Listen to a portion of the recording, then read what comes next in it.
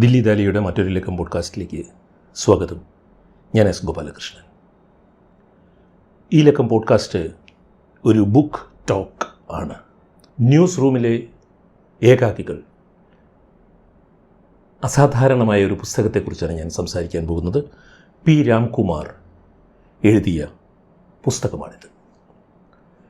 ഇന്ത്യയുടെ സ്വാതന്ത്ര്യ സമരകാലം മുതൽ ഇങ്ങോട്ടേക്ക് ഈ നൂറ്റാണ്ടിൻ്റെ ആദ്യകാലം വരെ ഇന്ത്യൻ പത്രപ്രവർത്തന ലോകത്തെ ഏറ്റവും കൂടുതൽ സ്വാധീനിച്ച, ദേശീയ പത്രലോകത്തെ ഏറ്റവും കൂടുതൽ സ്വാധീനിച്ച പ്രതിഭാധനരായ, ധീരരായ കുറേ പത്രപ്രവർത്തകരുടെ ജീവചരിത്ര കുറിപ്പുകളാണ് ഈ പുസ്തകം. ഇങ്ങനെയൊരു പുസ്തകം മലയാള ഭാഷയിൽ ഇതിനു മുമ്പ് ഇറങ്ങിയിട്ടില്ല. ഇംഗ്ലീഷിലും ഇത്ര സമഗ്രമായ ഒരു പുസ്തകം ഇതുവരെ ഇറങ്ങിയിട്ടുണ്ടോ എന്ന് എനിക്ക് സംശയമാണ്. അഴിമുഖം പബ്ലിഷേഴ്സാണ് ഈ പുസ്തകം ഇറങ്ങിയിരിക്കുന്നത്. 300 രൂപയാണ് ഈ പുസ്തകത്തിൻ്റെ വില. അസാധാരണമാണ് ഈ പുസ്തകം എന്ന് ഞാൻ പറയുന്നത് എന്തുകൊണ്ടാണ്? അതാണ് ഈ പോഡ്കാസ്റ്റ് വഴി ഞാൻ നിങ്ങളോട് പറയാൻ ആഗ്രഹിക്കുന്നത്. കുറേയധികം പത്രപ്രവർത്തകരുടെ ജീവചരിത്രം എന്ന് മാത്രം പറഞ്ഞാൽ പോരാ. അതെങ്ങനെയാണ് ഇന്ത്യൻ പത്രത്തിന്, ഇന്ന് നാം ജീവിക്കുന്ന മാധ്യമ ലോകത്തിനെ തന്നെ എങ്ങനെയാണ് അവരുടെയൊക്കെ ജീവിതങ്ങൾ സ്വാധീനിച്ചത് എന്ന് പറയുന്ന ഒരു പുസ്തകമാണ്. ഇതിൻ്റെ ആമുഖത്തിൽ തന്നെ പി രാംകുമാർ പറയുന്നുണ്ട്, പലരുടെയും ജീവിതം അന്വേഷിക്കുമ്പോൾ രസകരവും അറിയപ്പെടാത്ത ചില നുറുങ്ങുകളും കടന്നു വന്നു. സി പി രാമചന്ദ്രനെക്കുറിച്ചുള്ളത് അത്തരത്തിലൊന്നായിരുന്നു. 1974 ഹിന്ദുസ്ഥാൻ ടൈംസ് ദിനപത്രം പ്രസിദ്ധീകരിച്ചതിൻ്റെ 50 വർഷം ആഘോഷിച്ചപ്പോൾ പത്രത്തിൻ്റെ ചരിത്രം പ്രസിദ്ധീകരിക്കുവാൻ തീരുമാനിച്ചു. സി പി രാമചന്ദ്രനായിരുന്നു അതെഴുതിയത്. മനോഹരമായ ഭാഷയിൽ സി പി എഴുതിയതിൽ കൗതുകകരമായ പല കഥകളും ഉണ്ടായിരുന്നു. അതിലൊന്നായിരുന്നു ഹിന്ദുസ്ഥാൻ ടൈംസിൻ്റെ ആദ്യത്തെ ലണ്ടൻ ലേഖകൻ വി കെ കൃഷ്ണമേനോനാണെന്ന വസ്തുത. ഡൽഹിയിലെ പല മുതിർന്ന പത്രക്കാർ പോലും അപ്പോഴാണ് അതറിയുന്നത് എന്ന് ആമുഖത്തിൽ പറയുന്നു. ദേശീയ പത്രപ്രവർത്തന രംഗത്തെ colonel Unni Nair, S Mulgaokar, Vinod Mehta, T S Sathyan, Homai Vyarawalla തുടങ്ങിയവരെക്കുറിച്ച് ഇതാദ്യമായിട്ടാണ് മലയാളത്തിൽ വിശദമായി ലേഖന രൂപത്തിൽ വരുന്നത് എന്നും ആമുഖക്കുറിപ്പ് പറയുന്നുണ്ട്. ഇന്ത്യൻ സ്വാതന്ത്ര്യ സമരം, ഇന്ത്യൻ കമ്മ്യൂണിസ്റ്റ് പാർട്ടിയുടെ ആദ്യകാല പ്രവർത്തനങ്ങൾ, ഇന്ത്യയിലെ അടിയന്തരാവസ്ഥ കാലത്തെ മാധ്യമപ്രവർത്തനം, ഇങ്ങനെ നിരവധി ചരിത്ര കാലഘട്ടങ്ങളിലൂടെ ഇന്ത്യൻ പത്രപ്രവർത്തന ലോകം കടന്നുപോയത് എങ്ങനെയാണ് എന്ന് കുറേ ധീര പത്രപ്രവർത്തകരുടെ, ധീരരായിരുന്ന കാർട്ടൂണിസ്റ്റുകളുടെ, ധീരരായിരുന്ന ഫോട്ടോഗ്രാഫർമാരുടെ എല്ലാം ജീവിതത്തിലൂടെ പറയുവാൻ ശ്രമിക്കുകയാണ് പി രാംകുമാർ.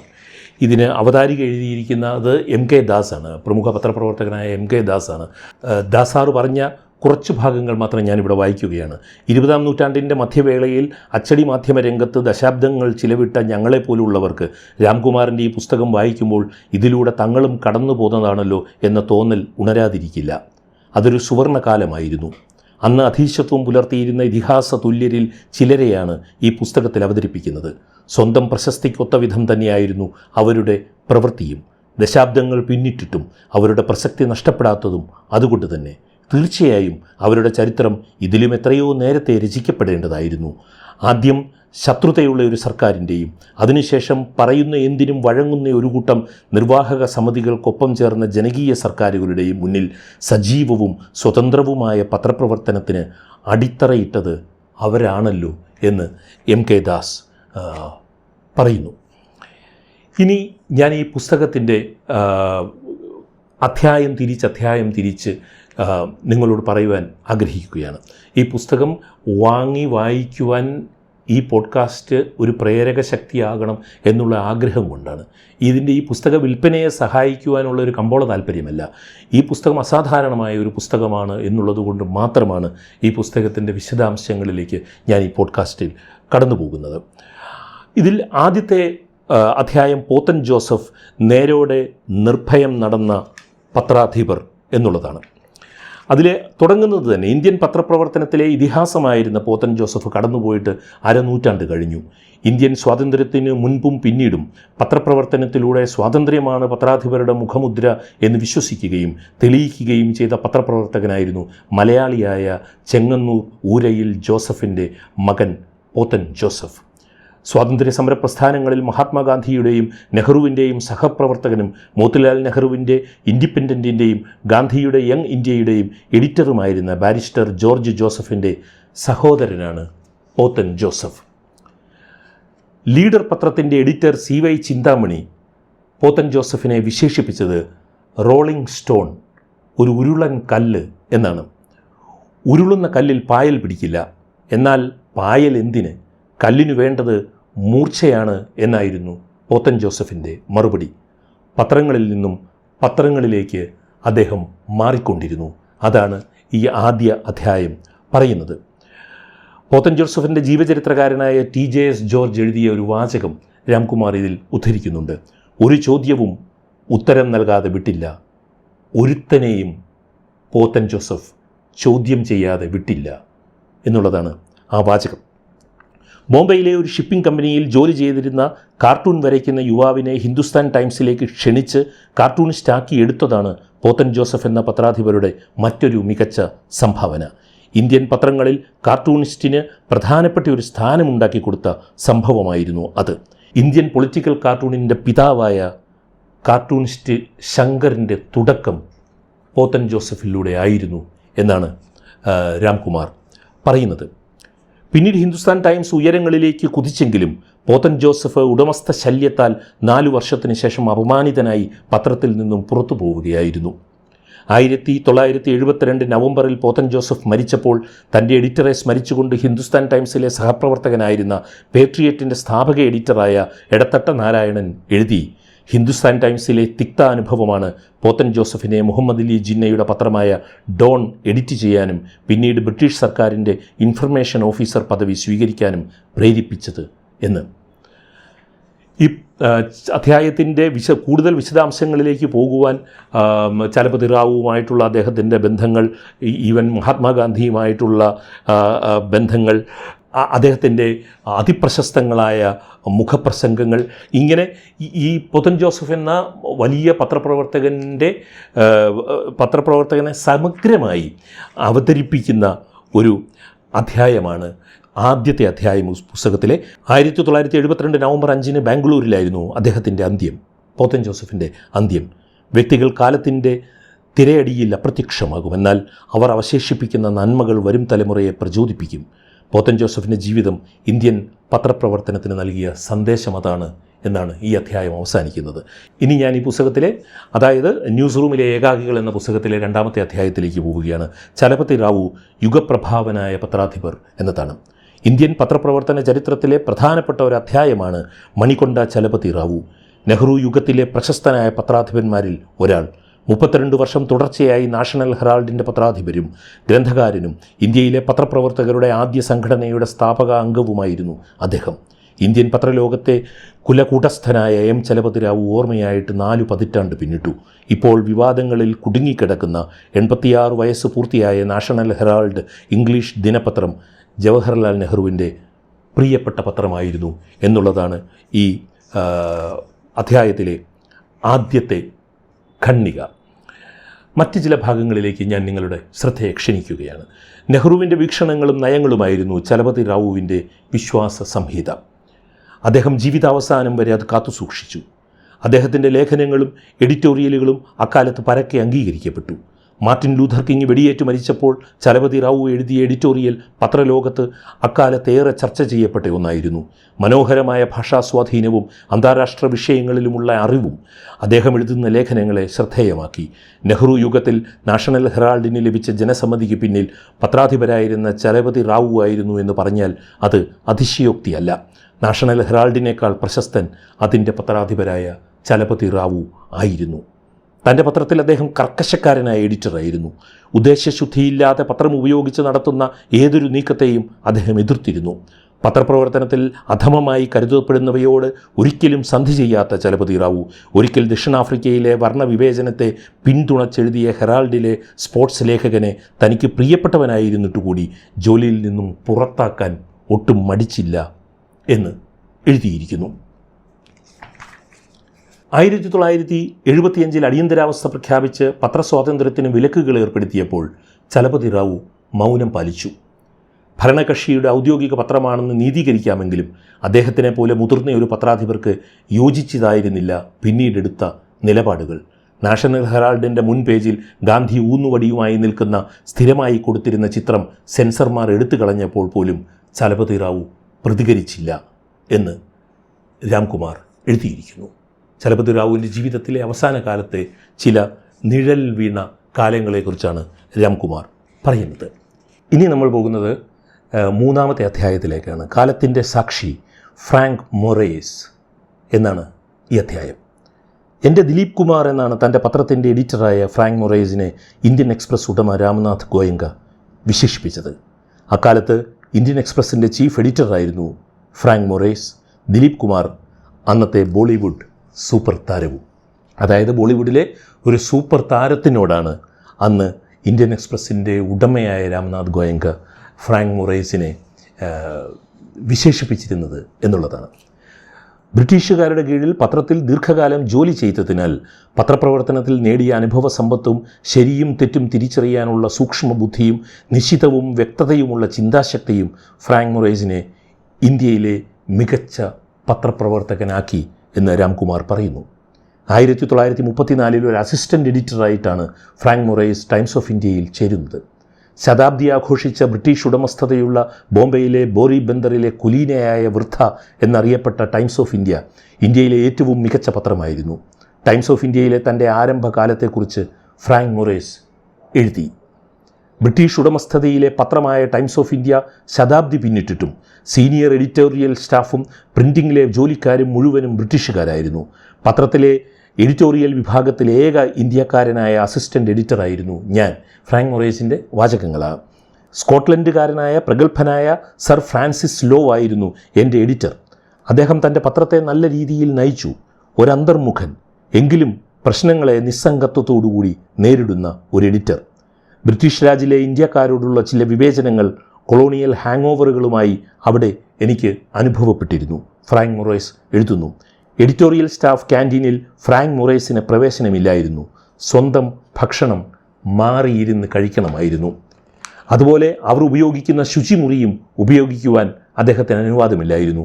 കൂടാതെ പത്രത്തിൽ രാവിലെ നടക്കുന്ന എഡിറ്റോറിയൽ കോൺഫറൻസുകളിൽ എല്ലാ അസിസ്റ്റൻ്റ് എഡിറ്റർമാരും പങ്കെടുക്കുമ്പോൾ ഫ്രാങ്ക് മൊറേസ് മീറ്റിങ്ങിൽ നിന്ന് ഒഴിവാക്കപ്പെട്ടിരുന്നു.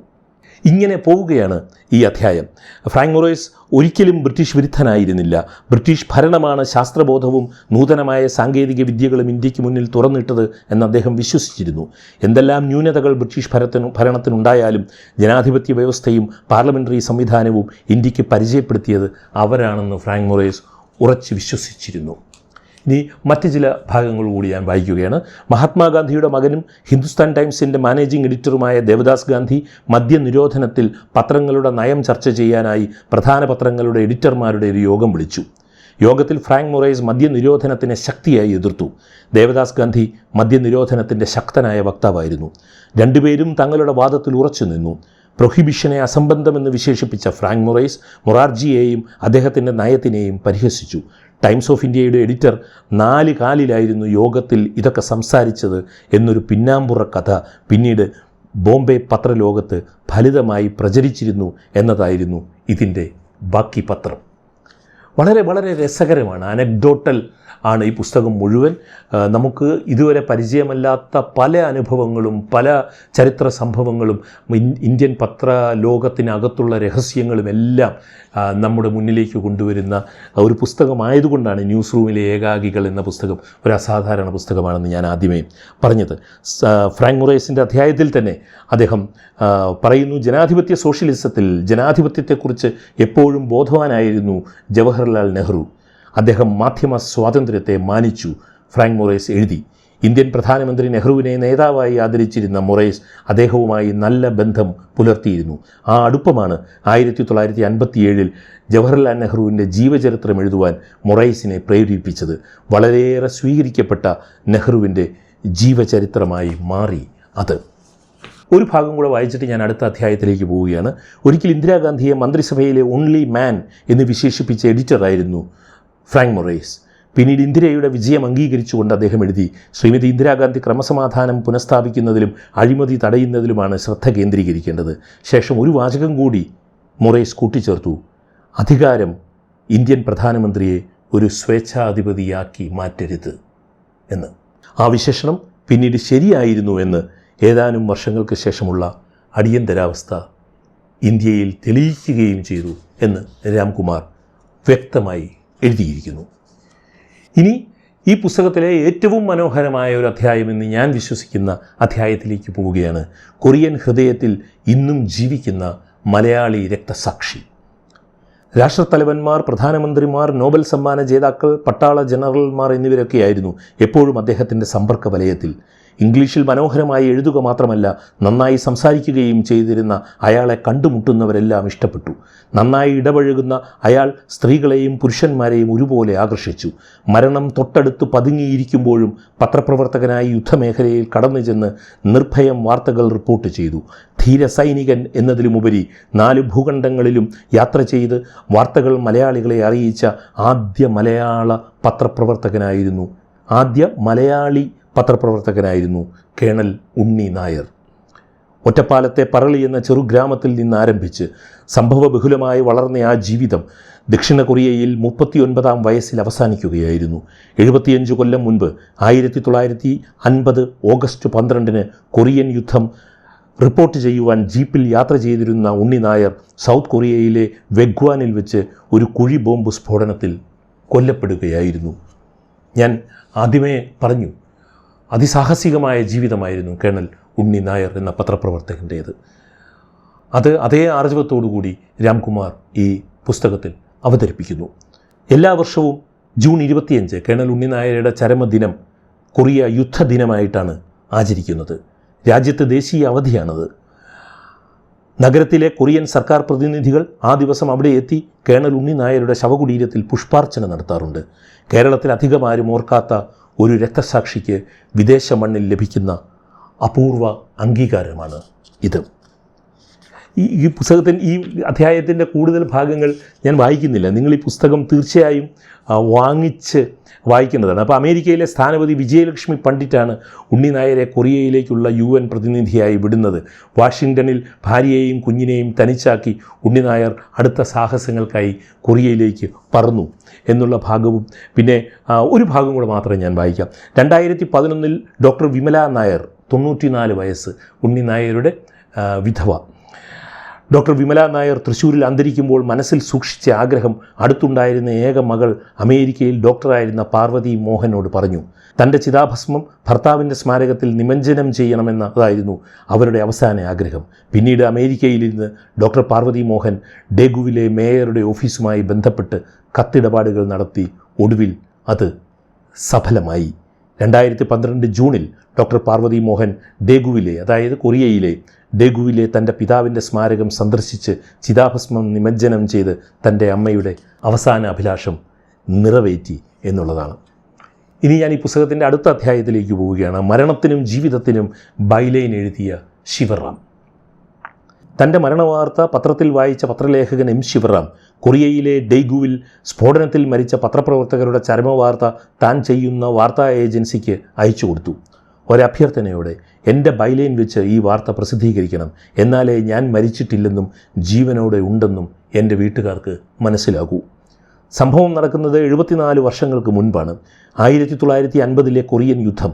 ഓഗസ്റ്റ് 12 യുദ്ധം നടക്കുന്ന ഡെയ്ഗുവിലേക്ക് യുദ്ധവാർത്ത റിപ്പോർട്ട് ചെയ്യാനായി ഒരു ജീപ്പിൽ യാത്ര തിരിച്ച ഗ്രൂപ്പിൽ കൊറിയൻ കമ്മീഷനിലെ UN പ്രതിനിധിയായ മലയാളിയായ colonel Unni Nair, ഓസ്ട്രേലിയക്കാരനായ Ian Morrison, ബ്രിട്ടീഷുകാരനായ Christopher ബക്ലി എന്നീ 2 മാധ്യമ സുഹൃത്തുക്കളും ഉണ്ടായിരുന്നു.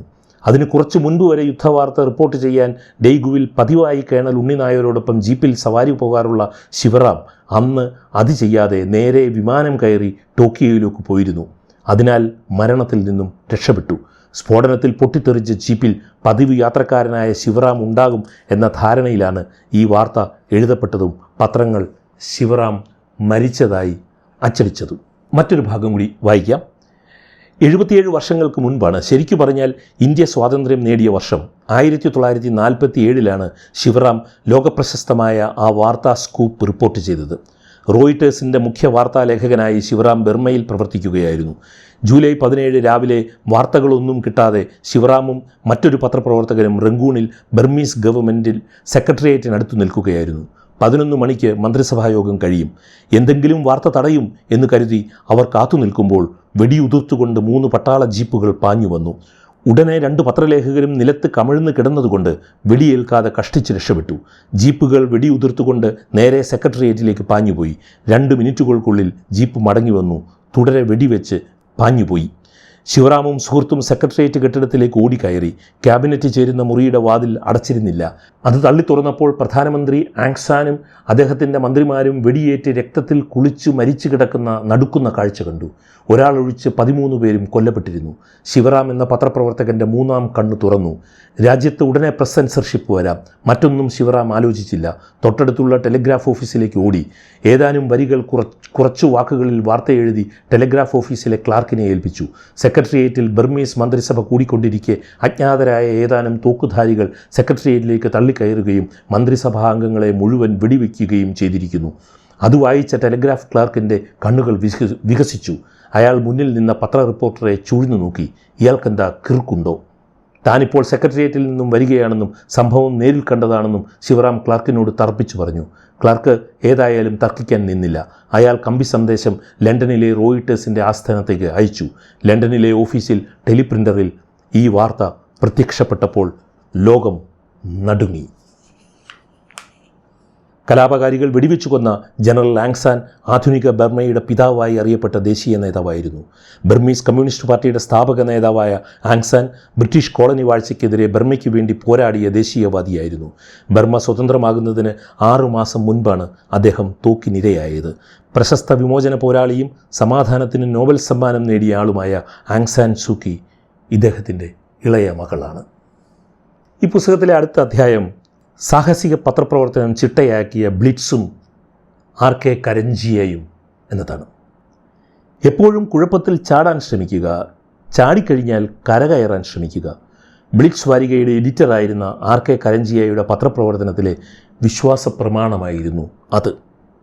ചാടിയ കുഴപ്പങ്ങളിൽ നിന്ന് പലപ്പോഴും കരഞ്ജിയ സമർത്ഥമായി കരകയറി എന്നു മാത്രമല്ല, അദ്ദേഹം എഡിറ്ററായ ബ്ലിറ്റ്സ് ഏതാണ്ട് 3 പതിറ്റാണ്ടോളം ഇന്ത്യൻ പത്രരംഗത്ത് തിളങ്ങി നിന്ന വാരികയായി തുടർന്നു.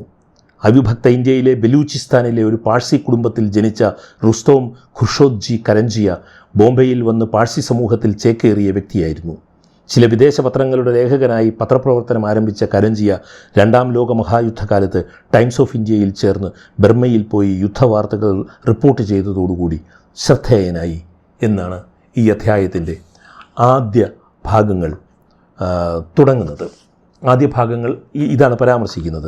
ഇനി ഞാൻ കരഞ്ജിയെക്കുറിച്ചുള്ള അധ്യായത്തിലെ ചില ഭാഗങ്ങൾ മാത്രം വായിക്കാം. പ്രമാദമായ നാനാവധി കൊലക്കേസിനെക്കുറിച്ചൊക്കെ വളരെ രസകരമായി രാംകുമാർ എഴുതിയിട്ടുണ്ട്. ഞാൻ ആ ഭാഗങ്ങളിലേക്ക് പോകുന്നില്ല. അക്കാലത്തെ എല്ലാ ലോക പ്രശസ്ത നേതാക്കളുമായി കരഞ്ജിയ സൗഹാർദ്ദം പുലർത്തി. അറബ് രാഷ്ട്രങ്ങളിൽ ഏറ്റവും പ്രസിദ്ധനായ പത്രപ്രവർത്തകനായിരുന്നു കരഞ്ജിയ. ഈജിപ്തിലെ നാസറിനെയും യൂഗോസ്ലോവിയയിലെ മാർഷൽ ടിറ്റോയെയും ഫിദൽ കാസ്ട്രോയെയും കരഞ്ജിയ അഭിമുഖം ചെയ്തു. 1967 ഈജിപ്തിലെ പ്രസിഡന്റ് ഗമാൽ അബ്ദുൽ നാസറുമായി കരഞ്ജിയയുടെ അഭിമുഖം അറബ് രാഷ്ട്രങ്ങളിലേറെ ശ്രദ്ധിക്കപ്പെട്ടതാണ്. ഈജിപ്തിലെ ഉന്നത പദവിയായ റിപ്പബ്ലിക്കൻ ഓർഡർ ഓഫ് മെറിറ്റ് നൽകിയാണ് നാസർ പിന്നീട് കരഞ്ജിയയെ ആദരിച്ചത്.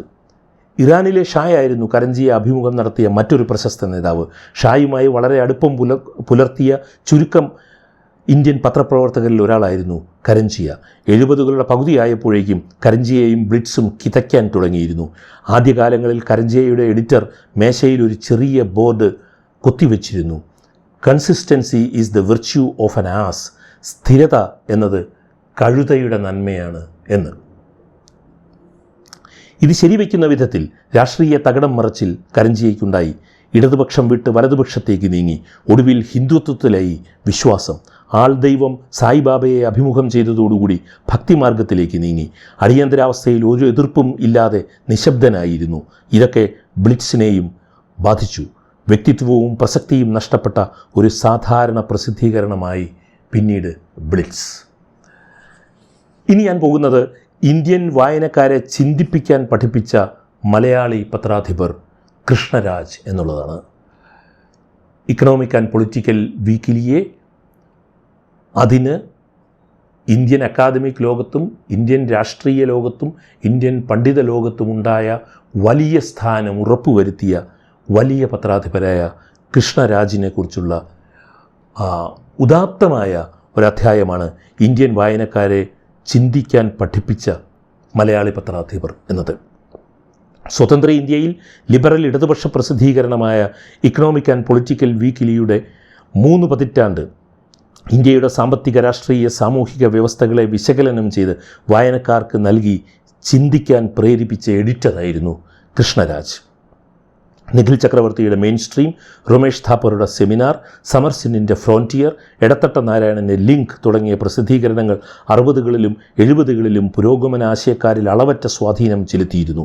മൂർച്ചയേറിയ രാഷ്ട്രീയ സാമൂഹിക ചർച്ചകളും വിശകലനങ്ങളും വായനക്കാരിൽ എത്തിക്കുന്നതിൽ നിർണായകമായ സ്ഥാനമുണ്ടായിരുന്നു ഈ പ്രസിദ്ധീകരണങ്ങൾക്ക്. എന്നാൽ ഇടതുപക്ഷ ആശയങ്ങളോട് കൂടുതൽ ആഭിമുഖ്യമുണ്ടായിരുന്ന ഈ പ്രസിദ്ധീകരണങ്ങളിൽ നിന്നും ഇക്കണോമിക് ആൻഡ് പൊളിറ്റിക്കൽ വാരികയെ വ്യത്യസ്തമാക്കിയത് മറ്റ് ചിലതായിരുന്നു എന്ന് ഈ അധ്യായം വളരെ വിശദമായി EPWനെ കുറിച്ച് സംസാരിക്കുന്നു.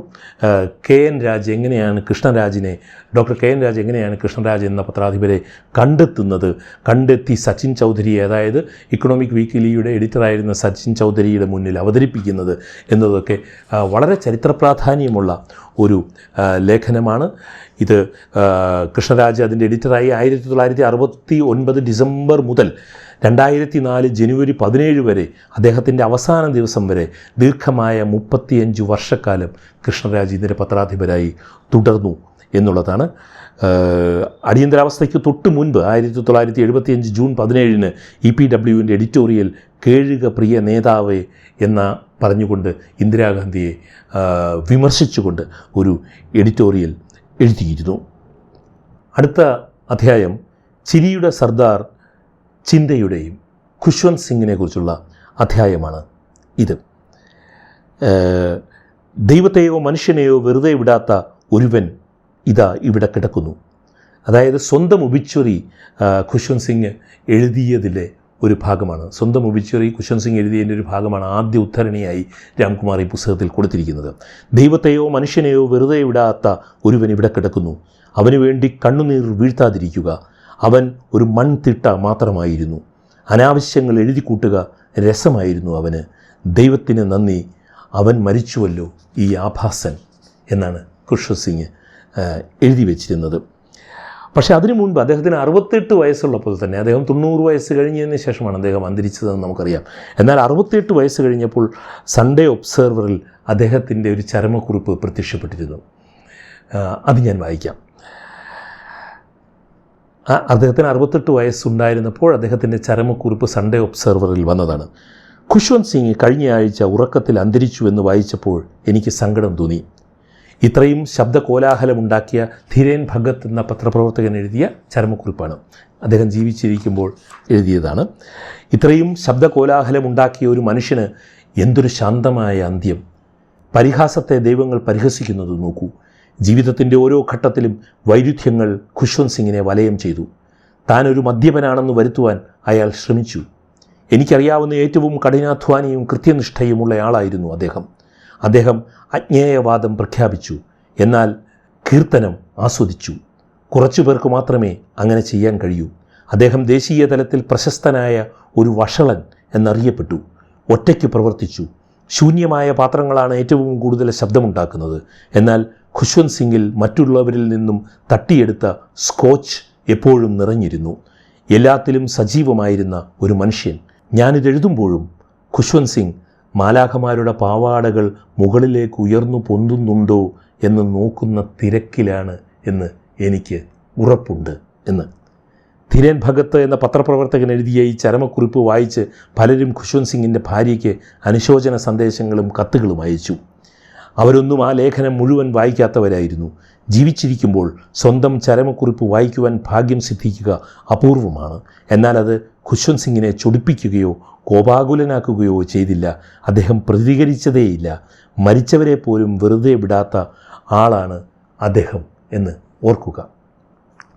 ഖുശ്വന്ത് സിംഗിൻ്റെ ഇല്ലസ്ട്രേറ്റഡ് വീക്കിലിയുടെ പത്രാധിപരാകുന്നതും അതിനു മുമ്പുള്ള അദ്ദേഹത്തിൻ്റെ പത്രപ്രവർത്തന ചരിത്രവും അദ്ദേഹവും ഇന്ദിരാഗാന്ധി അടിയന്തരാവസ്ഥക്കാലത്ത് അദ്ദേഹം ഇന്ദിരാഗാന്ധിക്ക് അനുകൂലമായി നിന്ന കാര്യങ്ങളും എല്ലാം അദ്ദേഹം ഈ പുസ്തകത്തിൽ എഴുതിയിട്ടുണ്ട്. അതുപോലെ തന്നെ ഭിദ്രൻവാലയുമായിട്ടുണ്ടായിരുന്ന അദ്ദേഹത്തിൻ്റെ സമീപനം എന്തായിരുന്നു, അതുപോലെ തന്നെ ബ്ലൂ സ്റ്റാർ ഓപ്പറേഷന് ശേഷം അദ്ദേഹം ഇന്ദിരാഗാന്ധിയുമായി കലഹിക്കുന്നതും എല്ലാം ഈ പുസ്തകത്തിൽ വളരെ വിശദമായിട്ട് എഴുതിയിട്ടുണ്ട്.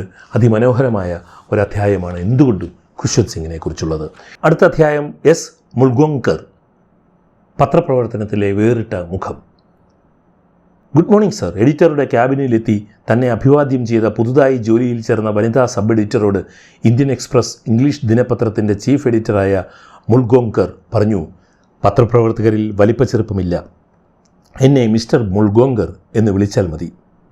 സബ് എഡിറ്ററുടെ ലേഖനം വായിച്ച അതിലെ ലേഡീസ് എന്ന വാക്ക് ചൂണ്ടി അദ്ദേഹം മുഖമുയർത്തി ഒന്നുകൂടി പറഞ്ഞു, in journalism there are no ladies and gentlemen, only men and woman.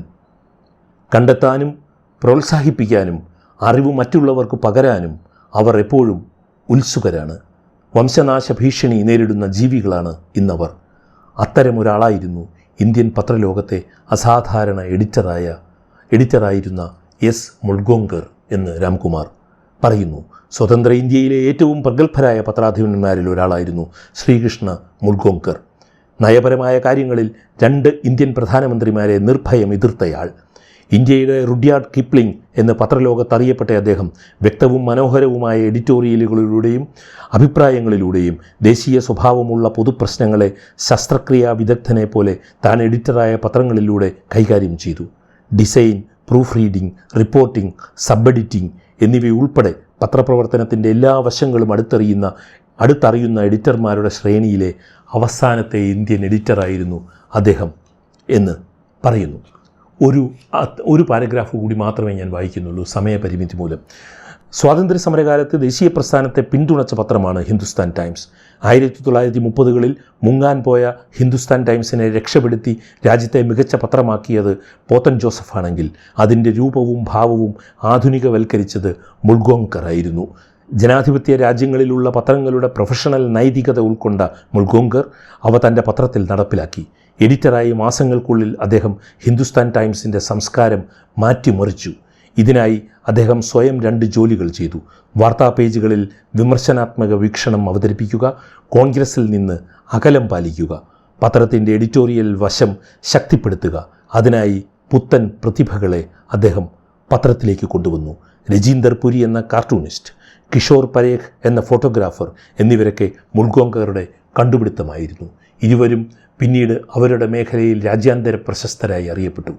ലോകത്തിലെ ഏറ്റവും മികച്ച പൊളിറ്റിക്കൽ കാർട്ടൂണിസ്റ്റ് എന്നാണ് രജീന്ദർ പുരിയെ 1960-ൽ ന്യൂ സ്റ്റേറ്റ്സ്മാൻ്റെ മുൻ എഡിറ്ററും ഇന്ത്യയിലെ ബ്രിട്ടീഷ് ഹൈക്കമ്മീഷണറുമായ ജോൺ ഫ്രീമാൻ അവതരിപ്പിച്ചത്. വലിയ അധ്യായമാണ് എസ് മുൾഗോങ്കറെക്കുറിച്ചുള്ളത്. ഞാൻ ഇത്രയും മാത്രമേ ആ അധ്യായത്തിനെക്കുറിച്ച് പറയുന്നുള്ളൂ. ഇനി ഞാൻ കാർട്ടൂണിസ്റ്റ് ബാൽ താക്കറെ എന്ന അധ്യായത്തിലേക്ക് പോവുകയാണ്. ഈ കാർട്ടൂണുകളും കാരിക്കേച്ചറുകളുമാണ് എന്നെ ഇന്നത്തെ ഞാനാക്കിയത്. ആ ബ്രഷില്ലായിരുന്നുവെങ്കിൽ ഞാൻ രാഷ്ട്രീയത്തിൽ വിജയത്തിൻ്റെ പാരമ്യത്തിലെത്തില്ലായിരുന്നു. 24 വർഷങ്ങൾക്ക് മുൻപ് തൻ്റെ കാർട്ടൂണുകളുടെ സമാഹാരമായ ഫട്കാരെ എന്ന പുസ്തകത്തിൻ്റെ ആമുഖത്തിൽ ബാൽ താക്കറെ എഴുതി. രാംകുമാറിൻ്റെ ഒരു മികച്ച അധ്യായമാണ് കാർട്ടൂണിസ്റ്റ് ബാൽ താക്കറെയെക്കുറിച്ച് ഉള്ളത്. അദ്ദേഹത്തിൻ്റെ രാഷ്ട്രീയക്കാരനെക്കുറിച്ചല്ല ഇത്. ബാൽ താക്കറെ എന്ന ശിവസേന നേതാവിനെക്കുറിച്ചല്ല ഈ അധ്യായം. കാർട്ടൂണിസ്റ്റ് ബാൽ താക്കറെയെക്കുറിച്ച് മാത്രമാണ്.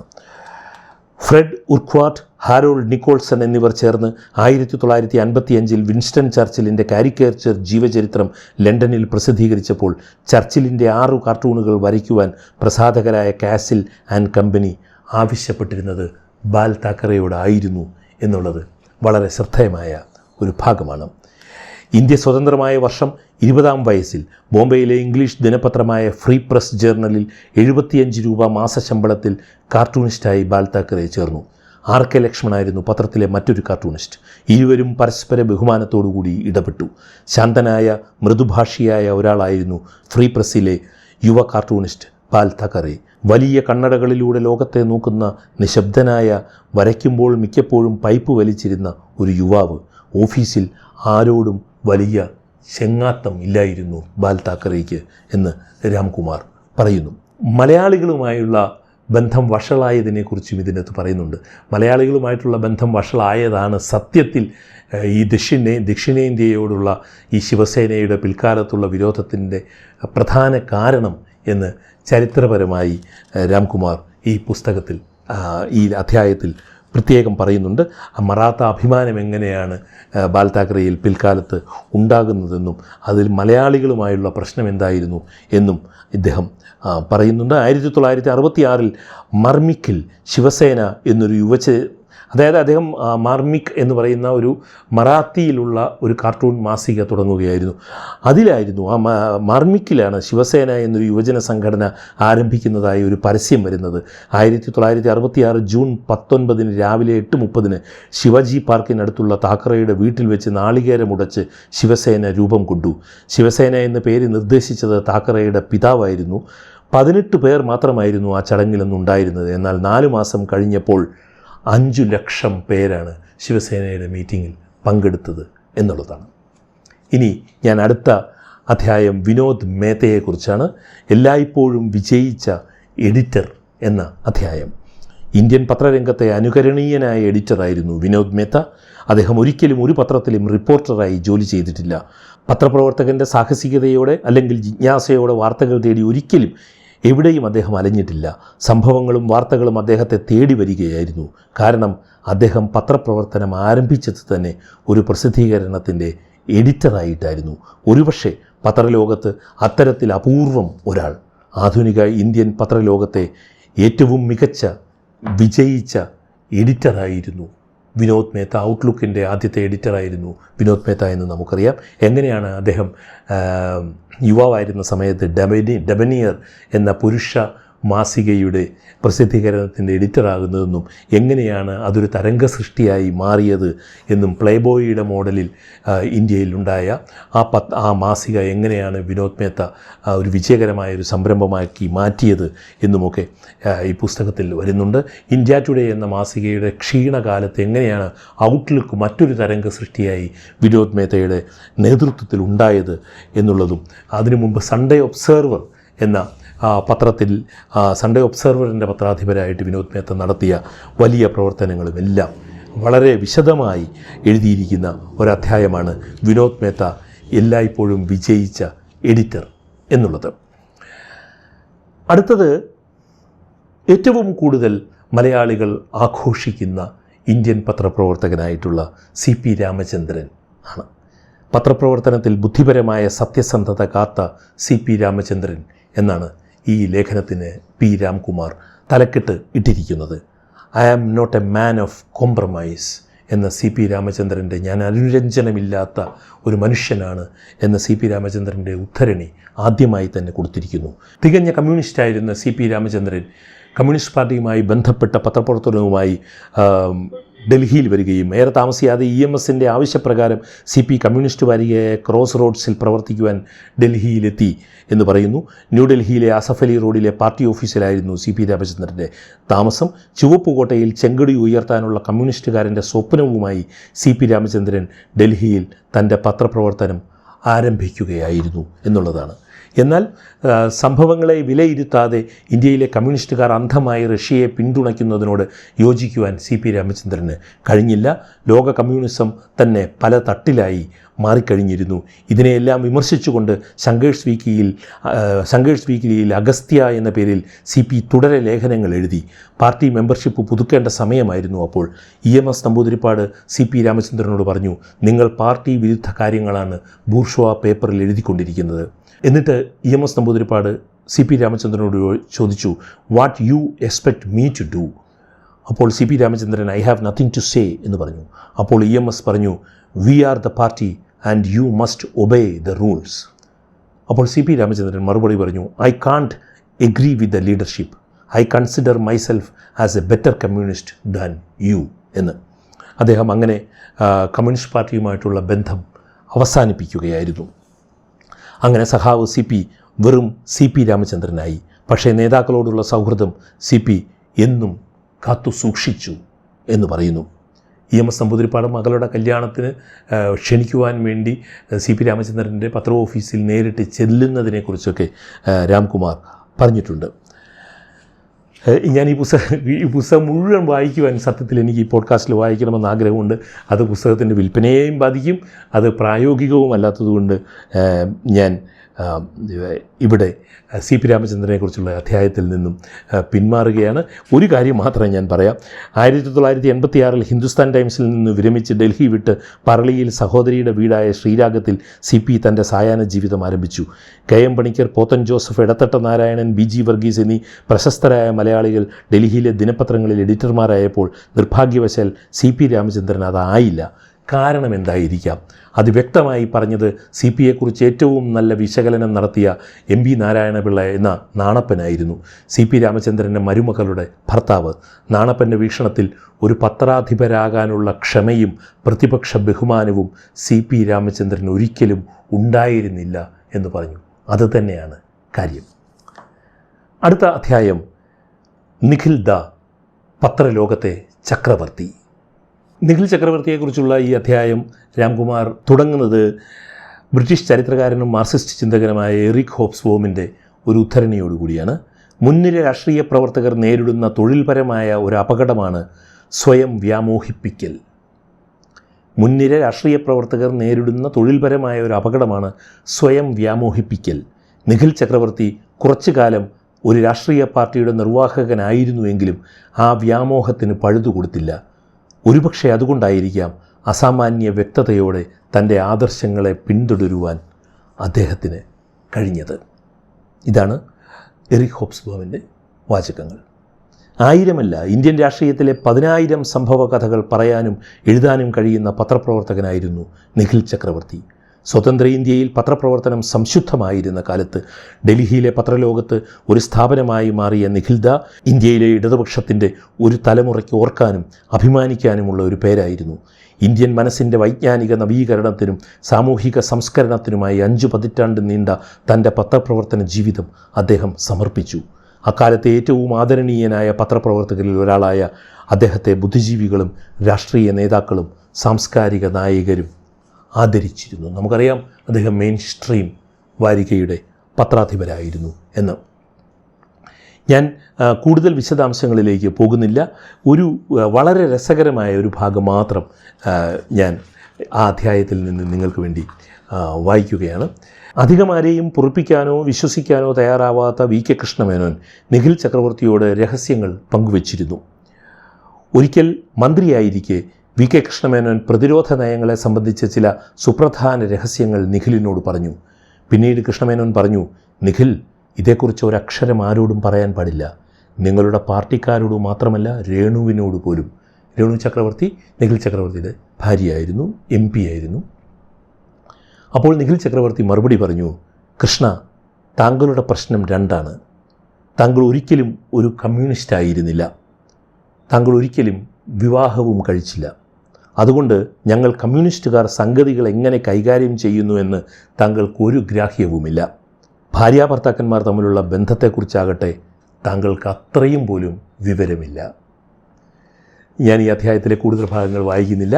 ഇനി ഞാൻ അടുത്ത അധ്യായത്തിലേക്ക് പോവുകയാണ്. കുൽദീപ് നയ്യാർ, തലകുനിക്കാത്ത പത്രപ്രവർത്തകൻ. കുനിയാനാണ് ആവശ്യപ്പെട്ടത്, പക്ഷേ നിങ്ങൾ ഇഴഞ്ഞു. 1975 ഇന്ദിരാഗാന്ധി പ്രഖ്യാപിച്ച അടിയന്തരാവസ്ഥയിൽ ഇന്ത്യയിലെ പത്രപ്രവർത്തകരെക്കുറിച്ച് അന്നത്തെ ജനസംഘം നേതാവ് ലാൽ കൃഷ്ണ അദ്വാനിയുടെ ഈ വാക്കുകൾ ഇന്ത്യയിലെ പത്രക്കാരെക്കുറിച്ച് ഇന്നും ഉദ്ധരിക്കുന്ന വാചകങ്ങളാണ്. അന്ന് ഏർപ്പെടുത്തിയ പ്രസ് സെൻസർഷിപ്പിനെ എതിർക്കാൻ കഴിയാതെ പത്രങ്ങളും പത്രപ്രവർത്തകരും തികച്ചും നിസ്സഹായരായിരുന്നു. പക്ഷേ അന്ന് കുനിയാത്ത, ഇഴയാത്ത, വേറിട്ട ഒരു പത്രപ്രവർത്തകനായിരുന്നു കുൽദീപ് നയ്യാർ. പ്രസ് സെൻസർഷിപ്പിനെതിരെയും പത്രസ്വാതന്ത്ര്യത്തിനു വേണ്ടിയും അടിയന്തരാവസ്ഥയുടെ ആദ്യ നാളുകളിൽ തന്നെ ശക്തമായ പ്രതിഷേധവുമായി കുൽദീപ് നയ്യാർ രംഗത്തിറങ്ങി. അടിയന്തരാവസ്ഥ പ്രഖ്യാപിച്ച് 2 നാൾ കഴിഞ്ഞ് ജൂൺ 28-ന് പ്രസ് സെൻസർഷിപ്പ് നിലവിൽ വന്നപ്പോൾ അദ്ദേഹം ഡൽഹി പ്രസ് ക്ലബ്ബിൽ എല്ലാ പത്രക്കാരെയും വിളിച്ചുകൂട്ടി പ്രസ് സെൻസർഷിപ്പിനെതിരെ പ്രതിഷേധ പ്രമേയം പാസാക്കി. ഉടനെ വാർത്താ സെൻസർഷിപ്പ് പിൻവലിക്കണമെന്നും ഇതിനകം അറസ്റ്റ് ചെയ്ത പത്രപ്രവർത്തകരെ ഉടനടി മോചിപ്പിക്കണമെന്നും പ്രമേയത്തിലൂടെ ആവശ്യപ്പെട്ടു. ഏതാനും പത്രങ്ങളുടെ എഡിറ്റർമാരടക്കം 100-ലധികം പത്രപ്രവർത്തകർ ഒപ്പിട്ട ആ പ്രമേയം രാഷ്ട്രപതിക്കും പ്രധാനമന്ത്രിക്കും വാർത്താപ്രക്ഷേപണ മന്ത്രിക്കും കുൽദീപ് നയ്യാർ തൻ്റെ കയ്യൊപ്പോടുകൂടി അയച്ചു കൊടുത്തിരുന്നു. അടിയന്തരാവസ്ഥ പ്രഖ്യാപിച്ച് 1 മാസം പിന്നീടാറായപ്പോൾ ഒരു ദിവസം രാവിലെ കുൽദീപ് നയ്യാറുടെ ഡൽഹിയിലെ വീട്ടുവാതിലിൽ വന്ന് ഒരു പോലീസ് ഉദ്യോഗസ്ഥൻ മുട്ടി വാറൻ്റ് കാണിച്ച് അയാൾ പറഞ്ഞു, താങ്കളെ അറസ്റ്റ് ചെയ്യാനാണ് വന്നത്, ഉത്തരവുണ്ട്. സഞ്ജയ് ഗാന്ധിയുടെ ഉത്തരവനുസരിച്ചാണ് താൻ വന്നിരിക്കുന്നതെന്നും അയാൾ കൂട്ടിച്ചേർത്തു. ഡൽഹിയിലെ ജമാ മസ്ജിദിന് സമീപം മുസ്ലിങ്ങളെ കലാപത്തിന് പ്രേരിപ്പിച്ചു എന്നതായിരുന്നു അറസ്റ്റിന് കാരണമായ കുറ്റം. അറസ്റ്റ് ചെയ്ത് ജീപ്പിൽ തിഹാർ ജയിലിലേക്ക് കൊണ്ടുപോകുമ്പോൾ ജീപ്പിലുണ്ടായിരുന്ന SP വയർലെസ്സിലൂടെ ഏതോ ഉന്നതന് ഒരു സന്ദേശം നൽകുന്നത് കുൽദീപ് നയ്യാർ കേട്ടു. കടുവ കൂട്ടിലായി. ഇനി ഞാൻ പുസ്തകത്തിലെ അടുത്ത അധ്യായത്തിലേക്ക് പോവുകയാണ്. ശതാബ്ദിയിൽ അബുവിൻ്റെ ലോകം.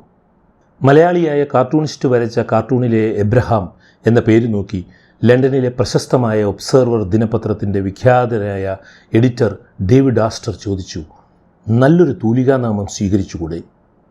കാരണവും മാസ്റ്റർ പറഞ്ഞു, യൂറോപ്പിൽ ഏത് എബ്രഹാമും ജൂതനാണ്. ജൂതവിരോധം യൂറോപ്പിലും മധ്യേഷ്യയിലും പരക്കെ വർദ്ധിച്ച സമയമാണ്. ജൂത ചായ്വ് ഒഴിവാക്കാൻ പുതിയൊരു പേരാവാം. അത് ശരിവെച്ച കാർട്ടൂണിസ്റ്റ് തൻ്റെ പുതിയ പേര് ആസ്റ്ററോട് പറഞ്ഞു, അബു. ആസ്റ്റർ പറഞ്ഞു, കൊള്ളാം, നല്ല നിഗൂഢതയുള്ള പേര്. പിറ്റേന്ന് ഒബ്സർവർ പത്രത്തിൽ അബു എബ്രഹാം വരച്ച കാർട്ടൂണുകൾ വായനക്കാർ ആസ്വദിച്ചു തുടങ്ങി. അങ്ങനെ 70 വർഷം മുമ്പ് മാവേലിക്കരക്കാരൻ ആറ്റുപുറത്തെ എബ്രഹാം അബു എബ്രഹാം എന്ന കാർട്ടൂണിസ്റ്റായി വരയ ആരംഭിച്ചു. പിന്നീട് 50കളിൽ ബ്രിട്ടനിലെ കാർട്ടൂണിസ്റ്റുകളായ വിക്കി, മൈക്കൽ കമ്മിങ്സ്, ലെസി ഇല്ലിംഗ്വർത്ത് തുടങ്ങിയവരോടൊപ്പം യൂറോപ്പിൽ പ്രശസ്തനായി. കഴിഞ്ഞ വർഷമായിരുന്നു അബു എബ്രഹാമിൻ്റെ ജന്മശതാബ്ദി. ശങ്കറിന് ശേഷം ഇന്ത്യക്ക് പുറത്ത് ഏറ്റവും അറിയപ്പെട്ട ഇന്ത്യൻ കാർട്ടൂണിസ്റ്റായിരുന്നു അബു. ഒബ്സർവറിൻ്റെ എഡിറ്റർ ഡേവിഡ് ആസ്റ്റർ പത്രത്തിൽ കാർട്ടൂണിസ്റ്റായി നിയമിച്ചപ്പോൾ ഒരു ചോദ്യം കൂടി ചോദിച്ചിരുന്നു, എന്താണ് താങ്കളുടെ രാഷ്ട്രീയം? ഇന്ത്യയിൽ ഞാൻ നെഹ്റുവിനെ പിന്തുണയ്ക്കുന്നു, ഇംഗ്ലണ്ടിൽ ബെവൻ പക്ഷപാതിയുമാണ് എന്ന് അബു മറുപടി പറഞ്ഞു. ക്ലെമൻ്റ് ആറ്റ്ലിയുടെ മന്ത്രിസഭയിൽ ആരോഗ്യമന്ത്രിയും അക്കാലത്തെ പ്രശസ്തനായ ഇടതുപക്ഷ ചിന്താഗതിക്കാരനുമായിരുന്നു അനൂറിൻ ബെവൻ. ആസ്റ്ററിന് അത് ബോധിച്ചു. അങ്ങനെ ഒബ്സർവറിൻ്റെ കാർട്ടൂണിസ്റ്റായി അബു എബ്രഹാം വര തുടങ്ങി എന്ന് ആണ് ഈ അധ്യായത്തിലെ രാംകുമാറിൻ്റെ അബു എബ്രഹാമിനെക്കുറിച്ചുള്ള അധ്യായത്തിലെ ആദ്യ ഭാഗം. അടിയന്തരാവസ്ഥക്കാലത്തെ അദ്ദേഹത്തിൻ്റെ കാർട്ടൂണുകൾ, അദ്ദേഹത്തിൻ്റെ ലോക രാഷ്ട്രീയവുമായി ബന്ധപ്പെട്ട കാർട്ടൂണുകൾ, ഇന്ത്യൻ കാർട്ടൂണുകളുമായി ബന്ധപ്പെട്ട ഇന്ത്യൻ രാഷ്ട്രീയവുമായി ബന്ധപ്പെട്ട കാർട്ടൂണുകൾ, കുഞ്ചൻ നമ്പ്യാരുടെ പൈതൃകമാണ് കേരളത്തിൽ ഇത്രയും കൂടുതൽ കാർട്ടൂണിസ്റ്റുകൾ ഉണ്ടാകാനുള്ള കാരണം എന്ന അബു എബ്രഹാമിൻ്റെ അഭിപ്രായം, അടിയന്തരാവസ്ഥ കാലത്തെ അബുവിൻ്റെ നിലപാടുകൾ, ഇതെല്ലാം വളരെ വിശദമായി എഴുതിയിരിക്കുന്ന ഒരു അധ്യായമാണ്. ഇനി അങ്ങോട്ടുള്ള അധ്യായങ്ങൾ എന്ന് പറയുന്നത് TS സത്യൻ, കറുപ്പും വെളുപ്പും മിഴിവേകിയ നൂറ്റാണ്ടിൻ്റെ സത്യം എന്ന മഹാനായ TS സത്യൻ എന്ന ഫോട്ടോഗ്രാഫറെ കുറിച്ചുള്ളതാണ് അടുത്ത അധ്യായം. അതുപോലെ തന്നെ അടുത്ത അധ്യായം ഇന്ത്യൻ ന്യൂസ് ഫോട്ടോഗ്രാഫിയുടെ മമ്മി ഹോമായി വ്യാരവാല എന്നുള്ളതാണ്. ഗുജറാത്തിലെ നവസാരിയിൽ ഒരു പാഴ്സി കുടുംബത്തിൽ ജനിച്ച ഹോമായി എങ്ങനെയാണ് ഇന്ത്യയിലെ ഏറ്റവും പ്രധാനപ്പെട്ട വനിതാ ഫോട്ടോഗ്രാഫറായി, പത്ര ഫോട്ടോഗ്രാഫറായി മാറിയത് എന്നുള്ള ഒരു വിശദമായ ചാപ്റ്ററാണ്. നാം കണ്ട് ശീലിച്ചിട്ടുള്ള പല ചിത്രങ്ങളും. ഈ ജവഹർലാൽ നെഹ്റു ഒരു സിഗരറ്റ് വായിൽ വെച്ചിട്ട് എഡ്വിന മൗണ്ട് ബാറ്റൻ ഒരു സിഗരറ്റ് തീ കത്തിച്ചു കൊടുക്കുന്ന ഒരു പ്രശസ്തമായ ഫോട്ടോയൊക്കെ ഉണ്ടല്ലോ.